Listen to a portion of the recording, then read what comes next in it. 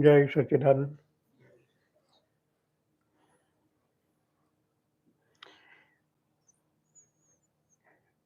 जिस पर हम चिंतन करने जा रहे हैं,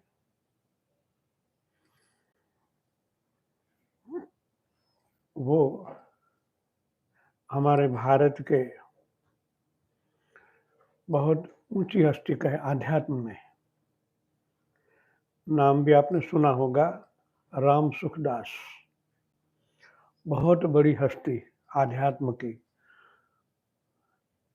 और जो भी उन्होंने लिखा है, पुस्तक उनका नाम है सीमा के भीतर असीम प्रकाश। सीमा के भीतर असीम, जिनको लिमिट नहीं है, असीम, कोई सीमा नहीं है, ऐसा प्रकाश। उनकी बात उन्होंने अपने अनुभव से बताई है। तो एक एक शब्द पर प्लीज हमें एक एक शब्द पर मोबाइल बंद करो, मैंने कहવું પડે।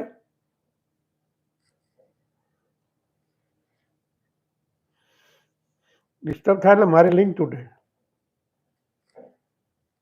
नहीं तो તમે ઉપર જાઓ।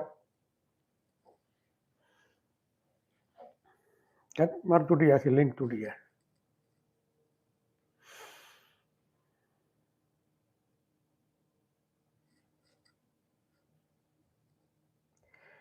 हाँ, तो मैं कहने जा रहा था, राम सुखदास जी,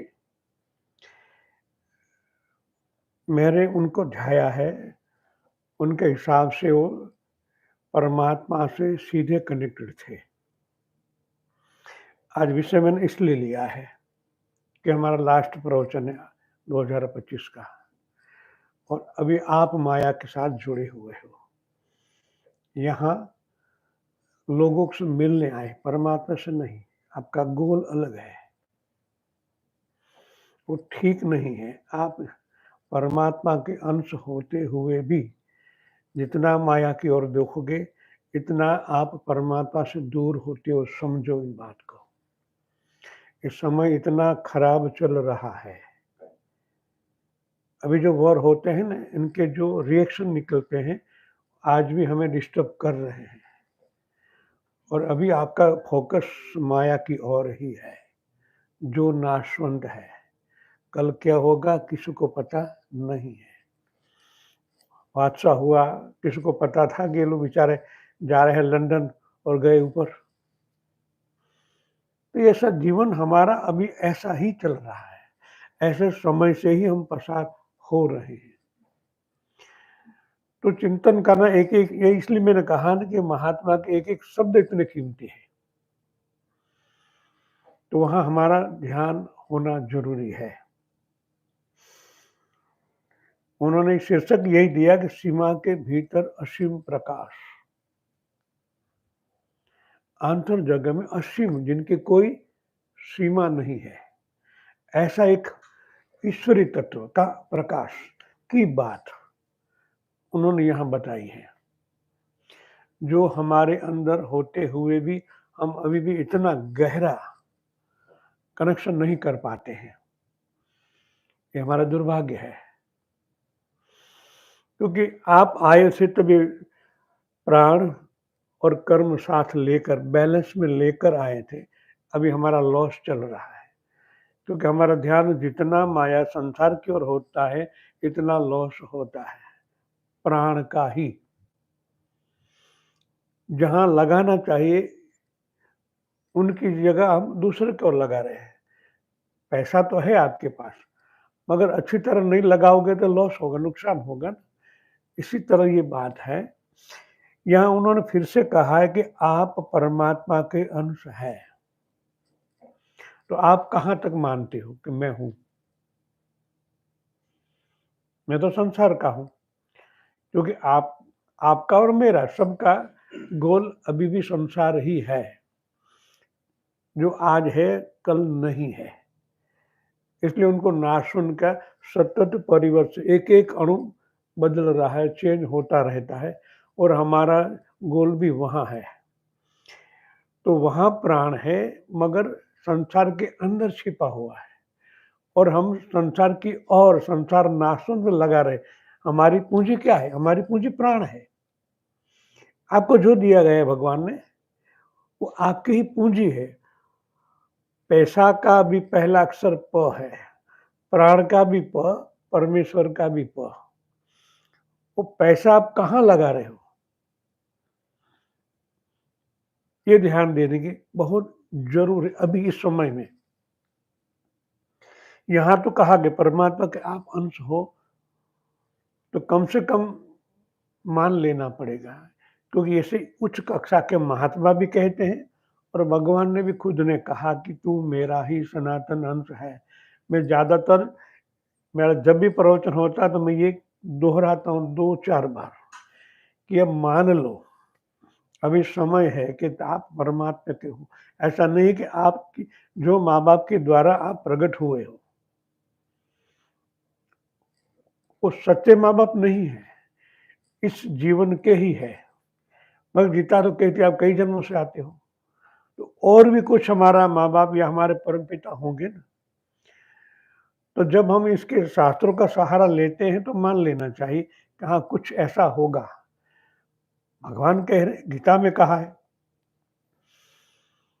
जब हम संसार को देखते हैं हाँ ये माँ बाप तो हमारे यही है, नहीं उस माँ बाप के अंदर जो बैठा है वो आपका परम पिता है, उनके द्वारा ही तो प्रकट हुए हो।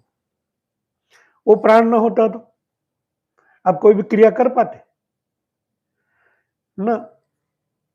माँ बाप के अंदर भी वो बैठा हुआ है, तो पहले उनके हो, बाद में आपके माँ बाप के आप हो।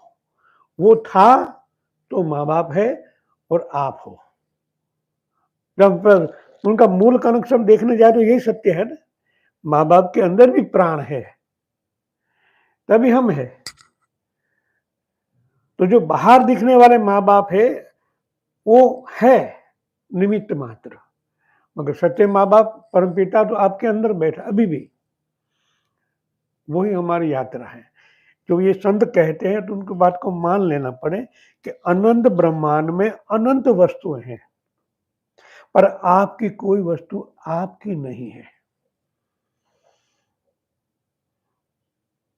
आपने पैसों से कोई वस्तु खरीदा है, मगर किसके पास थी अभी आपके पास है, शायद कल दूसरे के पास भी हो जाएगी। इसलिए यहां कहा कि वो आपकी नहीं है, आपने उनको थोड़ा मूल्य चुकाया मेहनत का, इतनी देर ही आपके पास रहेगी। परिवर्तन है, शायद कल किसके पास और भी चली जाए। देखो ये एग्जाम्पल, पहले मकान किसका था, आज किरण भाई के पास है, शायद कल दूसरे के पास हो जाए, हमारा विचार चेंज हो, नया कुछ ले ले। तो ये सतत परिवर्तनशील संसार में रहते हैं, तो एक खिला जो है वही स्थिर है, जो परमात्मा है अविचल। हम उनके आसपास, जैसे प्रोटॉन के आसपास इलेक्ट्रॉन घूम रहा है, इसी तरह हम घूम रहे हैं। तो हमारा खिला कौन है? हमारा खिला परमात्मा है जो अविचल है। आप आज अभी इसी समय स्वीकार कर ले कि हम परमात्मा का अंश है और परमात्मा में ही रहते हैं। बात तो माननी पड़ेगी, आप प्राण के अंदर ही रहते हो, बिना प्राण का आप जीवन है ही नहीं। तो पहले वो स्वीकार कर ले कि मैं परमात्मा का हूं और परमात्मा के अंदर ही रह रहा हूं। जहां जाओगे बिना प्राण से कहां भी नहीं, इसलिए प्राण अत्र तत्र सर्वत्र है और परमात्मा का ही स्वरूप है। जिन लोगों ने ऐसा अनुभव किया है वो इसलिए बता रहे हैं कि आप परमात्मा के ही अंदर रह रहे हो और परमात्मा की जो बनाई वस्तु प्राण भी खा रहे हो, तो निहाल हो जाओगे। ये मानोगे तो जड़ शरीर प्रकृति का अंश है और प्रकृति में ही रहता है। जड़ तो सपुट ही रहता है, आप ही कपुट हो जाते हो। सपुट इसलिए कि उनके अंदर भी प्राण है, पंच तत्व जो प्रकृति बना है उनके अंदर भी प्राण है, परमात्मा है, मगर हमारे दो अलग हो जाते, इसलिए यहाँ कपुट शब्द बात किया। આપણે કહીએ ને ઘણા नालायक कहिए, साला नालायक, तो ये पदवी हमें लगती है क्योंकि हम उनसे बिछड़ गए। 24 घंटा में भगवान हमें देते हैं तो काम कर निष्काम कर ले, मगर हम तो 24 घंटे उनका ही चिंतन करते हैं जो नाशवंत है, माया है। कल क्या होगा उनकी सोचते हैं, ऊपर वाले की नहीं। कल वो मिलेंगे कि नहीं मिलेंगे, उनके कनेक्शन परमानेंट रहेगा, उन पर चिंता नहीं है। कल पैसा कैसे लॉस होगा कि सूच होगा, सतत उन पर ही हमारा ध्यान है। इसलिए लास्ट में लॉस ही होता है। जब हमारा अंत समय आता है, तब जब प्राण निकलने लगता है, छोटे ब्रह्मांड से जब प्राण निकलता है, ये तो देखा है, आप ध्यान के अंदर भी अनुभव होगा। जड़ हो जाते हो, ऐसे हो गए तो हाथ नहीं हिला पाते हो, तो वहां से प्राण चला गया। ध्यान इसलिए श्रेष्ठ है कि रोज आप मरते हो और जागृत होते हो। सो जाने के बाद हमें कुछ नहीं पता ना, जगाते वही है। परफेक्ट टाइम पर आंख खुल जाती है, वो जगाते हैं, वो है।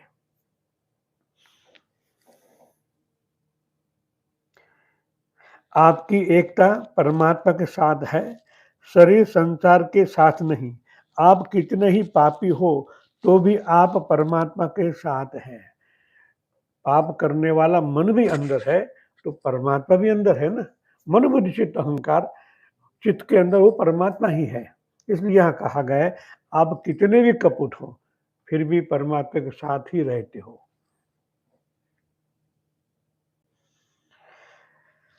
शरीर संसार के साथ नहीं, आप कितने ही पापी हो तो भी आप परमात्मा के साथ हैं। पाप पुण्य आपका स्पर्श नहीं करता। जो भी हम करते हैं अभी हमें स्पर्श नहीं कर सकता, क्योंकि हमारे अंदर प्राण है। संपर्क कब होता है? जब आपका देह छूट जाता है। जो अभी आपने पाप किया ना, अभी आपको फल नहीं मिलेगा, क्योंकि अभी आपका पुण्य चल रहा है। जहाँ दिए है, दिया के अंदर तेल है, वहां तक दिया बुझने वाला नहीं है। इस संपर्क में कहते हैं, जो आपने कमाया है अभी वह भुगत रहे हो। तो पाप करते हुए भी पैसा मिलता है, या संसार या सुख मिलता है। कहीं नहीं देखते, हम सोचते हैं कि अरे ये तो कितना पापी है, फिर भी जलसा कर रहा है। क्यों? उनका पुण्य बल है, पिछले जन्म का कमाया हुआ है, तो आज उनको फल भुगत रहा है। पर अभी जो कर रहा है वो संचित में चला जाता है। भुगतना तो है ही। संचित कर्म जैसे फल देने के लिए तत्पर होते हैं, तब आपको भुगतना ही पड़ता है, कोई मिनमेख नहीं।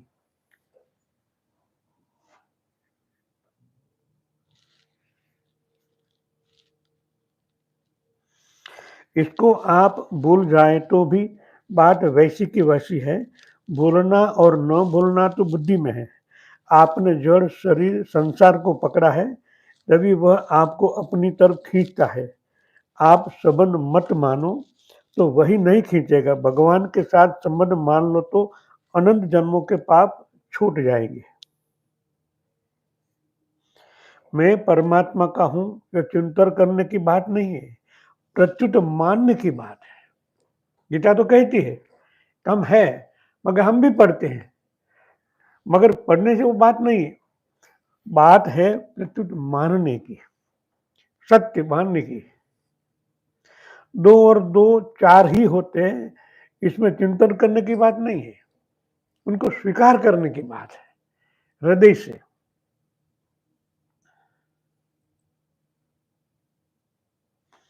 मन में कामना राग द्वेष न हो, पर भगवान में अपनापन न हो तो मुक्ति हो जाएगी, पर परमात्मा नहीं मिलेंगे। परंतु मन में काम वासना राग द्वेष हो, पर भगवान में अपनापन हो तो परमात्मा की प्राप्ति हो जाएगी। तात्पर्य यह है कि निर्विकार का संबंध मुक्ति के साथ है, तो अपनेपन का संबंध भगवान के साथ है। सुग्रीव कामी था, पर उसने भगवान को अपना मान लिया। भगवान को अपनापन सबसे अधिक प्यारा है। राम ही केवल प्रभु प्यारा, मानस अध्याय में कहा है। जैसे बालक का मोम में प्रेम रहता है कि मेरी माँ है, ऐसे ही भगवान में प्रेम होना चाहिए।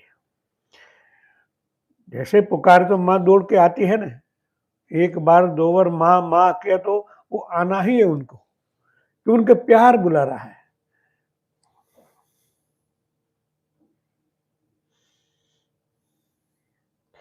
भगवान की प्राप्ति में भक्ति की प्रधानता है, ज्ञान की नहीं।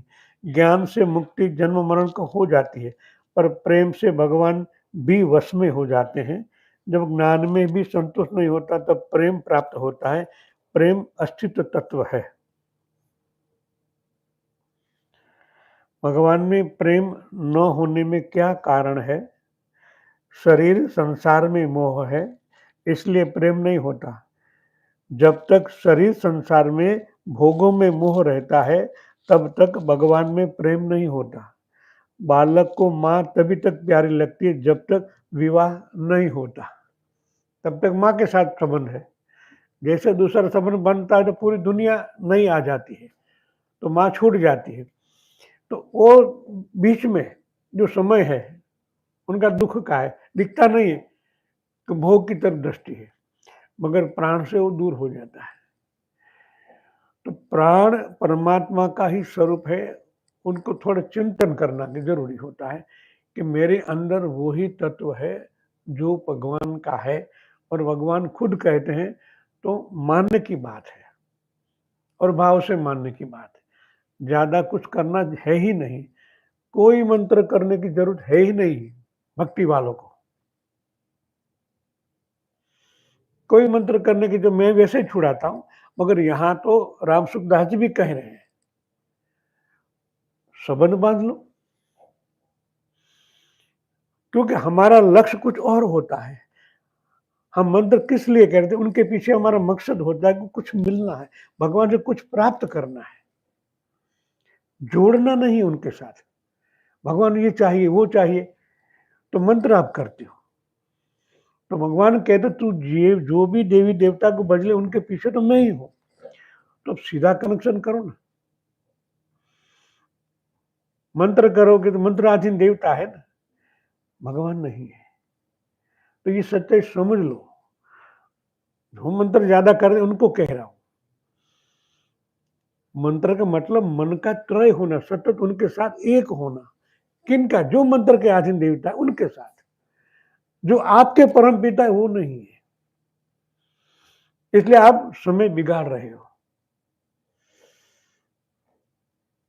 उनसे कुछ सिद्धियां मिल जाएगी, मगर सिद्धियां मिलेगी कितनी देर रहेगी वो तो पता ही नहीं, क्योंकि आप कर्म के अधीन हो।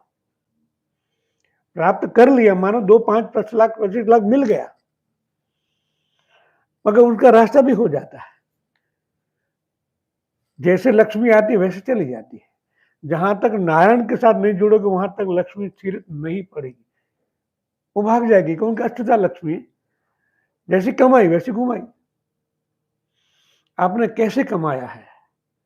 राग से, द्वेष से, किसी का विश्वासघात से, तो वो पैसा ज्यादा टिकने वाला नहीं है, क्योंकि आपके भाग में नहीं है। भाग आप खुद बनाते हो, ईश्वर साथ जुड़कर तो परमानेंट रहेगा, अंधेरा अज्ञान नहीं रहेगा।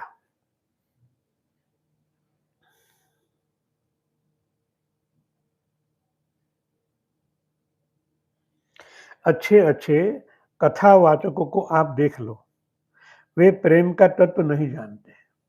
शब्दों की भरमार, शब्दों की बाजार है उनके पास। मैं कहता हूं ना, वो पोथी खोलते ही नहीं। जो सत्य है, भागवत कथा तो भगवान की है, एक एक श्लोक में इतनी शक्तियां हैं, मगर आपको क्या अच्छा लगता है मैं वो बोलूंगा तभी लोग आएंगे। तो वो ज्ञान हमारे अंदर कब उतरेगा? जब आंतर जगत में प्रकाश होगा। वहां भी राग द्वेष ही भरा है, जो लेकर हम आए हैं, तो उनके ऊपर एक आवरण बन जाएगा।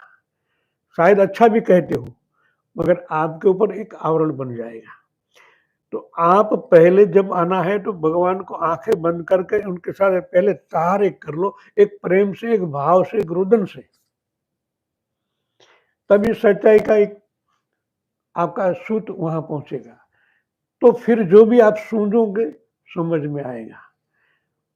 वरना गीता तो पूरी दुनिया पढ़ती है, मगर उन जो कहते हैं भगवान, वहां तक सच्चाई नहीं पहुंचती है। इसलिए कितने कथा सुनने के बाद भी हम वहां ही हैं। कुछ ज्यादा अंदर अवतरी, एक शब्द भी अवतरी हुआ ना, घर गए तो भूल जाते, क्योंकि दूसरा शब्द आ जाता है। इस शब्दों की भरमार में ही रहते हैं। संसार उनसे तो चलता है, शब्द के कनेक्शन कहाँ होता है वो देखना है। इसलिए मैं एक मंत्र कर मगर जोड़ दे परमात्मा के साथ।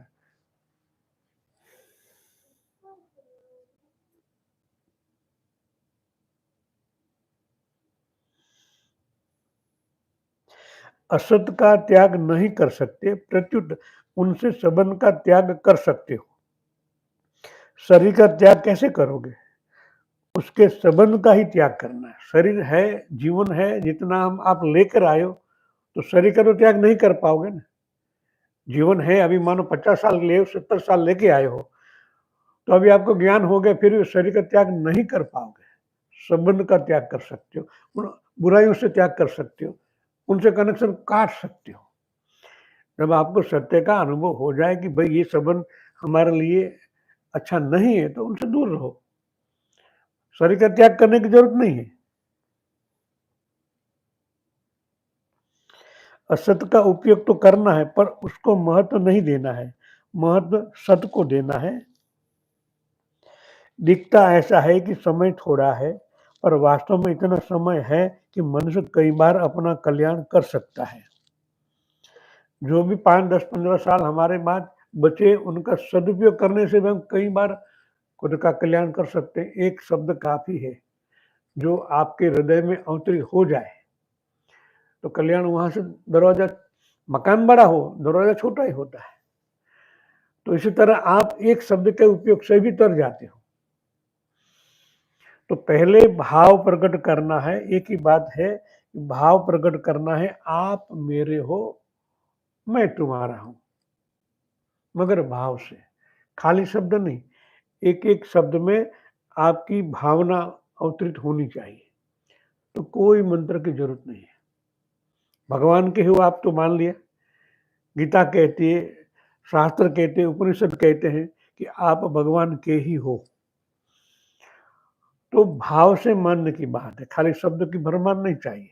हृदय से, रुदन से आप उनको पुकारो कि आप मेरे हो, आपका वचन है, मैं आज स्वीकार करता हूं। लड़का लड़की देखने गए, जब उनका ब्याह परफेक्ट नक्की कर नाम में स्वीकार होता हूं, तो लोग उसको पुष्टि करेंगे, भाई तो आप हमारे सामने फूलमाला पहना दो एक दूसरे को, ये संबंध पक्का हो गया। आपने फूलमाला पहनाई, बट आप उनके ऑरा के साथ संबंध मानते हो। व्यक्ति, व्यक्तित्व, शरीर संसार का है, मगर ऑरा परमात्मा का है, तभी एक होते हैं। तो पूरी दुनिया ने पुष्टि करी, हाँ आज से आप पति पत्नी हो। तो दोनों मान लेते हैं ना। वो काजी में कहते, मुस्लिम में कहते, भाई आपको स्वीकार है? हाँ मेरे को स्वीकार है। तो पक्का हो गया, उससे कम लगा दे, साइन कर देता है। तो यहाँ भी ऐसा ही होगा शायद। हम जिसको किसी धर्म को नहीं जानते नहीं है, इतना हमको ज्ञान नहीं है, मगर वहां यही होता है कि आप स्वीकार करते हो मीठी, वो पहने आते, हाँ ये अभी फाइनल हो गया, वो ले आते घर से, पहनाते, वो उनको पहनाते, वो उनको पहनाते, ये फाइनल हो गया। तो ये हमारे स्वीकार करने के बाद भगवान आप मेरे हो, आपका वचन है, और आज से हृदय से मैं स्वीकार करता हूं, तो संबंध तो बन गया ना। फिर मंत्र की कहां जरूरत है? वो तो जाने अनजाने हमें दिया गया है, और हमने उनको स्वीकार कर लिया है। भगवान के जो नाम है राम, तो राम का भी पता आपको नहीं है कैसे होता है। जैसे आकाश, वायु, अग्नि, जल, पृथ्वी है ना, तो आप रा, आकाश बन गया। आपका मुंह खुला रह जाता है, आ, रा, म, कृष्ण बोलोगे तो वही आएगा। तो ये समझो, आकाश से संबंध जुड़ता है, शून्य से संबंध जुड़ता है। राम बोलो तो आपको मन में ऐसा होना चाहिए कि मैं आकाश शून्य में जा रहा हूं। राम, आकाश ही हो गया ना। आकाश, वायु, अग्नि, जल, पृथ्वी, तो आकाश से ही 4 तत्व पैदा हुए हैं। उनसे ही बना वायु, उनसे अग्नि, उनसे जल। वायु का संयोजन है ना HO2। तो यही बात है कि पहले आकाश को ही पकड़ो। तो राम बोलने से जो शब्द तरंग उत्पन्न होता है वो है राम, वो है राम, शब्द नहीं है। राम तो कई लोगों का नाम है ना, रामजी भाई नहीं है? हमारे गुजरात में बहुत रामजी भाई है। तो क्या भगवान ने, उनको हम प्रणाम नहीं करते भाई, राम रामजी भाई बोलते, राम राम। शब्द को छोड़ो, शब्द के द्वारा जो उत्पन्न होता है उनको पकड़ो। आकाश है, उनको पकड़ो, उनकी गहरे में चले जाओ, तो एक नाम काफी। तो ज्यादा राम राम राम राम करने तो क्या है, इतना राम राम होता कि आकाश तो जन्म लेता ही नहीं। प्रैक्टिकल राम राम राम राम रा, तो आकाश पैदा हो गया। मगर हम तो राम राम राम राम राम राम कहते, कभी उल्टा सुल्टा भी हो जाता है, तो कनेक्शन होता ही नहीं। कनेक्शन करना है शून्य से, जो आकाश है उनसे, और करते हम शब्द से। इसलिए 1000 बार बोलो मिथ्या है। तो पहले ये विज्ञान है, मंत्र एक विज्ञान है, उनको समझो, तो एक नाम काफी है। मैं ये कहता हूं, एक शब्द दूसरे शब्द में गैप बढ़ाओ, आप सतत ट्राई करते हो। इसलिए 1000 बार, लाख बार करने फिर भी भगवान कहाँ है? फिर भी हमने चिंतन न सोचा, इतने मंत्र बाद क्या मिला? गर्मी। वो गर्मी और आपसे, भगवान से आपको दूर कर देगी। तो ये सत्य को स्वीकारे, तो आपको कोई मंत्र करने की जरूरत, मगर मन है तो मानता ही नहीं। फिर भी वहां लिख लिया तो चालू हो जाए, मन में तो हुम रुम हुम रुम चालू हो जाए, पहले किया हुआ है ना। तो उनसे छुटकारा प्राप्त करना ही बड़ी बात है। शब्दों से छूटे, भगवान से छूटने की बात नहीं कर रहा, भगवान का स्वरूप समझे। यहां भी प्रकाश की बात की गई, सीमा के भीतर असीम प्रकाश की बात है। तो भगवान का स्वरूप हो गया ना। तो हमारा गुरु, हमारा लक्ष्य कहाँ है? कभी हम इस बात पर चिंतन करते ही नहीं, यंत्रवत जीवन चलता है। सुबह हो ही नहीं, भगवान को पूजा पाठ, स्नान कर माला चालू, टोटली यंत्रवत। और यंत्र करने के बाद भी परिणाम तो मिलना चाहिए, तभी हम नहीं सोचते। ये मोहवश याद, एक एक जिसको कि ऐसी दशा में हम चले जाते हैं, मुनाफा ही मुनाफा है ही नहीं, नुकसान ही नुकसान है। संबंध बनता है तो भगवान की कृपा का असीम प्रसाद भी मिलता है। क्या मिला? तो भगवान का नाम स्मरण करने की विधि है। एक विज्ञान साथ जोड़ो करो, भगवान है ही आपके अंदर। राम बोले कि आपके अंदर भी आकाश है, शून्य है ही। तो एक शून्य दूसरे शून्य के बीच में गैप बढ़ाओ, तो शून्य से शून्य का कनेक्शन होगा। तो एक नाम काफी है। एक राम, दूसरे नाम के बीच में शून्य है। जैसे आप मुंह खोलो तुरंत आकाश से तो पैदा हो जाएगा, शून्य हो जाओ, एक नाम काफी है।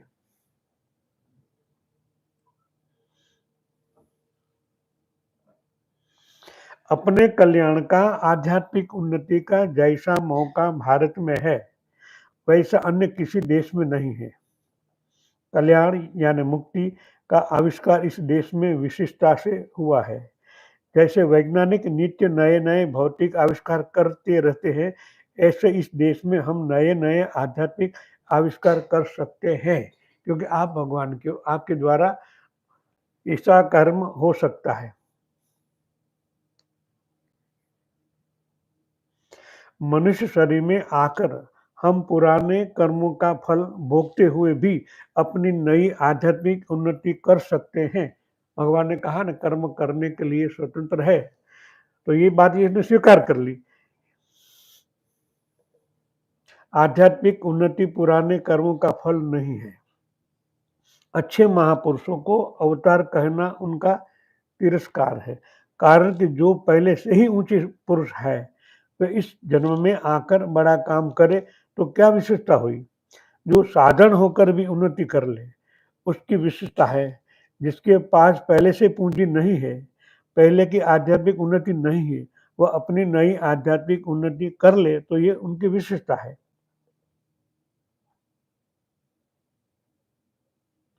विचार करें कि जिस चाल से हम चल रहे हैं, उस चाल से हमारा कल्याण कब होगा? जो अभी जब तब पूजा पाठ कर रहे हैं, उन पर चिंतन की बात यहाँ कही गई है। क्या इसी जन्म में हो जाएगा? कभी नहीं सोचा, कभी वो चिंतन नहीं किया, कहाँ से कल पैसा आएगा वो चिंतन करते हैं। इतना जप करने के बाद भी कल्याण हुआ या भगवान मिले, वो चिंतन नहीं किया। किसी ये पूछा भी नहीं कि भाई हमारा गलती कहाँ होता है? कितना समय वेस्ट हुआ, आप गिनती करें।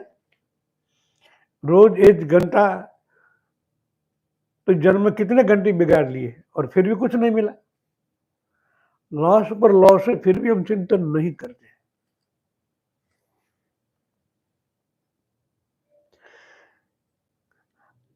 अपना कल्याण हमें खुद को ही करना पड़ेगा।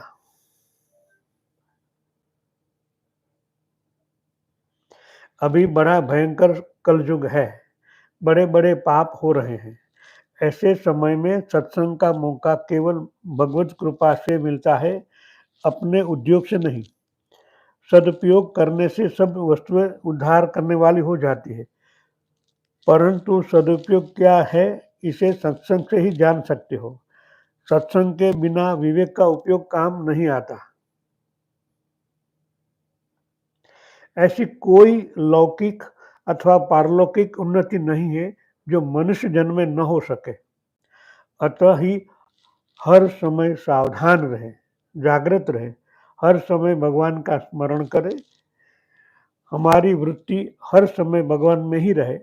भगवान जो रूप आपके समझ में आया है, उस रूप को नित्य निरंतर याद रखें। केवल भगवान को याद रखने से सब काम हो जाएंगे।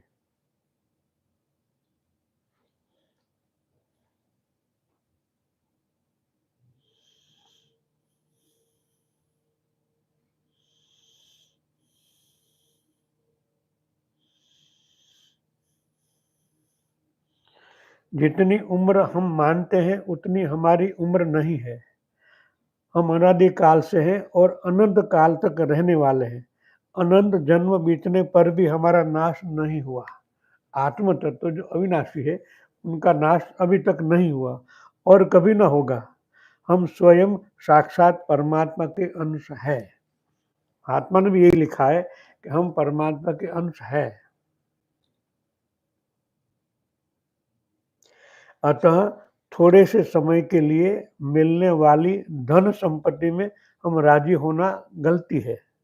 इस मनुष्य जन्म में ही हम सब दुखों से छूटकर महान आनंद को प्राप्त कर सकते हैं। मनुष्य शरीर में हम ही सोच सकते हैं कि हमें क्या करना चाहिए, क्योंकि हमें बहुत विलक्षण विवेक मिला हुआ है। ऐसा दुर्लभ अवसर चूक गए तो बहुत पछताना पड़ेगा। शरीर छोड़कर कब कहाँ से जाना पड़े इसका कोई पता नहीं है। साथ देने वाला कोई नहीं है। अकेले हो, अकेले मरना पड़ेगा। आपको जलाने वाले भी कई मिलेंगे, पर आपको साथ जलने वाला कोई मिलेगा नहीं, क्योंकि जाना आया अकेले, जाना भी अकेले। तो ये थोड़ा सा भी चिंतन करें न तो हमारा मोह थोड़ा कम हो जाए। जिसके पर हम 100% मोह रखते हैं, थोड़ा कम हो जाए।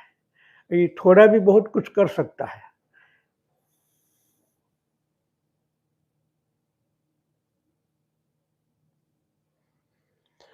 सुगमता से कल्याण हो जाए, इसके लिए शरणागति श्रेष्ठ साधन है। मगर कहाँ? तो पहला लक्ष्य होना चाहिए, कहाँ शरणागति करें। भगवान का कौन सा स्वरूप है जो हम परमानेंट मान लें। तो ऐसे महात्मा लोग कहते हैं, गीता कहती है, तो वहाँ मन को ठहराना और फिर गोल तय कर देना कि भाई आप कहते हो कि प्राण स्वरूप भगवान खुद कहते हैं, तो दूसरा लक्ष्य न होना चाहिए। जो शॉर्टकट में परमात्मा प्राप्त करना चाहते हो तो। मैंने जो अनुभव किया, इस चिंतन में मैं आपको कह सकता हूँ कि ये प्राण से ही परमात्मा प्राप्त होते हैं। कई संतों महात्माओं ने इशारा तो किया है, मगर हमारी विवेक बुद्धि इतनी जागृत न होने से हम मानते नहीं। जो यंत्रवत करते आए उनसे छुटकारा, कि उनसे अलग सोच हमारी है ही नहीं, इसलिए हम परेशान हो रहे हैं। तो परेशान होने की बात नहीं, आप आनंद स्वरूप परमात्मा के ही अंश हो, मगर आनंद से आप अलग हो गए हो। दूसरे 1 घंटे का, 2 घंटे का, 5 घंटे के आनंद के अंदर हमारा कनेक्शन जोड़ दिया है। जो आनंद को प्राप्त कर लो, तो आनंद आनंद से खींच लेगा, कहीं से भी खींच आएगा। तो हमारा लक्ष्य पहले वही रखना है कि परमात्मा सच्चिदानंद है, उनका पहले स्वरूप को समझो और फिर उनका चिंतन करते रहो। कभी भी उनका चिंतन कर सकते हो। इसलिए तो ये अलग-अलग प्रकार विधियाँ भी बताई गई हैं कि ये आपके द्वारा जो स्पंदन निकलता है वो उनका ही है। इनकी आपको धूम बताया गया है। तो सहस्त्र चक्र, स्थूल, मंड, प्राण, फिर सहस्त्र, फिर चिंतन करना है। परमात्मा, ये जो स्पंदन आ रही है, दिखती नहीं है, फिर भी है। तो ये आकाश, वायु, अग्नि, जल, पृथ्वी है, जो दिख रहा है उन नाशवंत, जो नहीं दिखता फिर भी है। ठंडी गर्मी हम महसूस कर सकते हैं, दिखते नहीं है, फिर भी है। इसी तरह उनको प्रार्थना करना है कि जो मेरे को फीलिंग हो रही है, ये कहाँ से आई? प्राण से तो आई। तो उस फीलिंग के साथ आप मन को जोड़ दोगे तो भी कनेक्शन हो जाएगा। शॉर्टकट है ये। शक्तिपात को महसूस करो, जब आपने जो अनुभव किया उनको याद करो, तो थोड़ी देर के लिए मन तो वहां चला जाएगा। जो आपको प्राप्त हुआ है, जो आपके द्वारा अनुभव हुआ है, तो उनको याद करो, उनको स्पंदन करो या हाथ में करो कि हाँ। और ये स्पंदन के द्वारा तो कम से कम आप दूर की आप अनुभव कर सकते हो, तो थोड़ा और भी बुद्धि लगाना है। किन के द्वारा वहां पहुंचा ये तरंग? तो गीता में भगवान ने कहा है ना, प्राण अत्र तत्र सर्वत्र, प्राण ही प्राण के स्पंदन से चलता है। इतना स्वीकार करने से कम इतना संबंध तो बंध गया आपका उनके साथ। प्राण धारण किया, स्पंदन अनुभव किया, उनके तो है। प्राण से निर्मित हुआ है और प्राण के माध्यम से ही गति कर रहा है, मगर उनको ही हम समझते नहीं है। प्राण देख ले, बाहर छोड़े, कर दिया, जब जरूरत पड़ी फिर चालू कर दिया। अरे ये परमानेंट रखना है, सतत देखते रहो, बस मुहावरा करते हो, हाथ ऐसा ही होना चाहिए। उस स्पंदन को याद करो जो प्राण से निर्मित हुआ है और प्राण के माध्यम से ही दूसरे प्राण तक जाता है। इसको देखना है तो प्राण से ही देखो। प्राण के स्पंदन द्वारा ही प्राण के उस पर सवार होकर कहाँ जाता है? दूसरों के प्राण पर। तभी तो आप उनके आंतर जगत को पकड़ सकते हो। ये लिमिट है ना, इन लिमिट से आप स्थूल शरीर को देखते हो। बच्चे अनलिमिट को कैसे देखते? उनके अंदर प्राण जागृत हो गया। तो माध्यम भी प्राण है, वहां भी प्राण है, आपके अंदर भी प्राण है। ये रिश्ते को स्वीकार करो। जो होता है प्राण से ही निर्मित होता है, जो भी गति करता है वो प्राण ही गति करता है, और जहां जाता है वो भी प्राण है। अत्र तत्र सर्वत्र प्राण के सिवा कुछ नहीं है, स्वीकार कर लो, तो आपके अंदर वो जागृतता आ जाएगी। यहां वही कहा, जागृत रहो। थोड़ी देर के लिए हम जागृत होते, फिर माया में जो नाशवंत है। अरे जो आपके लिए तो भगवान ने बनाया है, ये पूरी प्रकृति आपके लिए ही बनी हुई है, भोगने की मना नहीं है, मगर मेरापन है, ये वो तकलीफ है। आपको जो मिला है भगवान नहीं, हम आप अपने बच्चों के लिए तो कर रहे हो, जो कमाते हो उनके सुख के लिए कर रहे हो। आपको एक कमरा चाहिए, चुप 4-5 बनाते हो आपके बच्चों के लिए। तो आप जिस तरह करते हो भगवान ने आपके लिए तो बनाया है, भोगने की मना नहीं है, मेरापन की, ये मेरा है, वहां गलतियां बंधन में आ जाते हो। तो दृष्टि चेंज करें, उनसे संबंध न जोड़े, उस वस्तु से संबंध जोड़ दो, छोड़ दो। ये है, हाँ है, भगवान ने मैं दिया है, आप भुगतो। मकान मेरा है, अभी तो मेरा है, रहने की मना नहीं है, मगर मेरा नहीं है। जो दिया है भगवान ने आनंद, इसलिए आपको दिया गया है। उनके द्वारा आप आंतर जगत को देखें। तेरी कृपा है,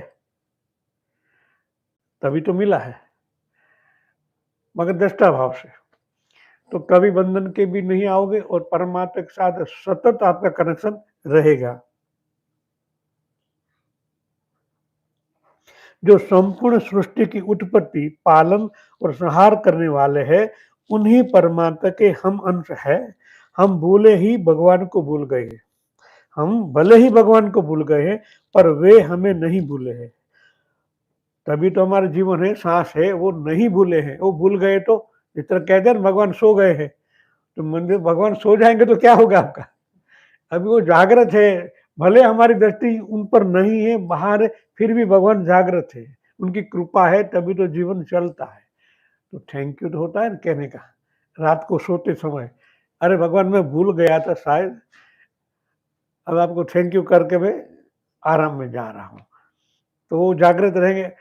हमारे अंदर कितनी अच्छी ग्रंथियां और अनैच्छिक ग्रंथियां हैं। हृदय कौन चलाता है? प्राण विद्युत, वहां भी प्राण है। आपने हाथ ऊंचा कर दिया, मगर जो हमारी 9 प्रकार की ग्रंथियां अंदर चल रही है, रुधिराभिसरण तंत्र, श्वसन तंत्र, मज्जा तंत्र, अस्थि तंत्र, श्वसन चेता तंत्र, कौन चलाता है? तो वही तो चलाता है। तो कम से कम थैंक यू का अधिकार तो हमें होता है कि हे भगवान तेरी कृपा से ही हुआ है, आज जो भी हुआ है और तू ही है, तब तो मैं कल जाग पाऊंगा और तेरी कृपा से ही कुछ होगा। तो आंखें बंद कर उनके साथ तार एक करने के बाद ही सोना चाहिए। तो एक भगवान की कृपा, भाव जागृत होता है तो भगवान भाव के भूखे हैं। उनके पास क्या आनंद है ना, हम उनको क्या दे सकते हैं सिवाय भाव? हमारा क्या है जो हम भगवान को दे पाए? भोजन जो खाते हैं वो भी उन्होंने तो बनाया है। तो जो भी है उनका ही है, खाली भाव जोड़ना है उनके अंदर।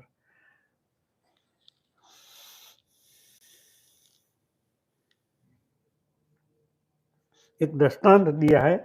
एक बार रुक्मिणी जी ने विचार किया कि मैं देखूं भगवान कितने जीवों को कैसे पालन करते हैं। उन्होंने एक डिब्बी लेकर उसमें एक कीड़ी को बंद करके रखा। दूसरे दिन उन्होंने भगवान से पूछा कि महाराज, आप सबको भोजन पहुंचा दिया, सबके भोजन का ठीक ठाक प्रबंध कर दिया? भगवान बोले हाँ, सबको भोजन पहुंचा दिया। रुक्मिणी जी ने जाकर डिब्बी खोला तो देखा कि कीड़ी के मुख में चावल है। रुक्मिणी जी को बड़ा आश्चर्य हुआ कि ये बात हुई, तो डिब्बी बंद करने के समय रुक्मिणी जी के तिलक पर लगा हुआ एक चावल डिब्बी में गिर गया। इसका रुक्मिणी जी को पता नहीं चला। रुक्मिणी जी ने डिब्बी के पीछे बंद किया, पर भगवान ने प्रबंध पहले से ही कर लिया। इस प्रकार भगवान किसका कैसे प्रबंध करते हैं, कैसे रक्षा करते हैं, इस बात को हम जान नहीं सकते। यह हमारी बुद्धि से बाहर की बात है। मगर भगवान सबके है, सबको रोजी रोटी देते ही, हाथी को मण, कीड़ी को कण, ये शास्त्र वचन है ना। सबको हो ही जाता, मगर हमें भरोसा नहीं है कि भगवान पर भगवान ही है, अंदर ही है, बाहर ये कहाँ नहीं है, हर जगह है। तो एक बार श्रद्धा सर्वव्यापी तत्व से धारण करना है। श्रद्धा सर्वव्यापी तत्व को धनिष्ठ धारण करना। जो भी भगवान शब्द बने हैं उनके पीछे एक कारण बहुत बड़ा होता ही है, मगर हम शब्द का उपयोगी करते आए हैं, इसलिए परमात्मा को भूल जाते हैं। तो हम थोड़ी देर के लिए अब ध्यान कर ले।